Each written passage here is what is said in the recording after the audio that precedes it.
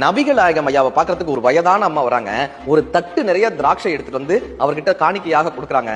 ரொம்ப நேரம் இறை சிந்தனைகளை பற்றி பேசிக்கொண்டே இருக்கிறார். அந்த தட்டில் இருக்கக்கூடிய அத்தனை திராட்சைகளையும் நபிகள் நாயகம் ஐயா சாப்பிடுறாங்க. அந்த அம்மா வணங்கி விட்டு செல்றாங்க. இப்ப சீடர்கள் கேட்கிறாங்க, ஐயா நீங்க எது யார் என்ன கொண்டு வந்தாலும் எல்லாரிடமும் பகிர்ந்து கொடுப்பீங்களே, இந்த திராட்சையை முழுவதுமா நீங்களே சாப்பிட்டீங்களே, இந்த திராட்சை அத்தனை இனிமையாக இருந்ததா, அத்தனை சுவையாக இருந்ததா?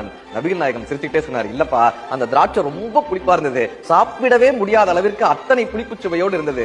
நான் அதை உங்களிடம் கொடுத்து ஒருவேளை உங்களுடைய முகம் சிறிதளவு சுளித்தால் கூட அல்லது உங்கள் முகம் சிறிதளவு வாடினால் கூட அந்த தாயாரினுடைய மனம் வாடி விடுமே, அன்போடு கொண்டு வந்த அந்த தாயினுடைய மனம் வருத்தப்பட்டு விடுமே என்ற காரணத்தினால அத்தனை திராட்சைகளையும் நானே உண்டு விட்டேன்னு நபிகள் நாயகம் ஐயா சொன்னாராங்க. யார் ஒருவன் கஷ்டத்தை தான் ஏற்றுக்கொண்டு பிறர் முகத்தில் சந்தோஷம் வர வேண்டும் என்றும் பிறர் முகத்தில் மகிழ்ச்சி வர வேண்டும் என்றும் பிறர் மனம் ஆனந்தப்பட வேண்டும் என்று நினைக்கிறாரோ அவர்தான் இறை தூதராக மற்றவர்களால் வணங்கப்படுகிறார் என்பதை நபிகள் நாயகம் ஐயா நமக்கு கற்றுத் தருகிறார்.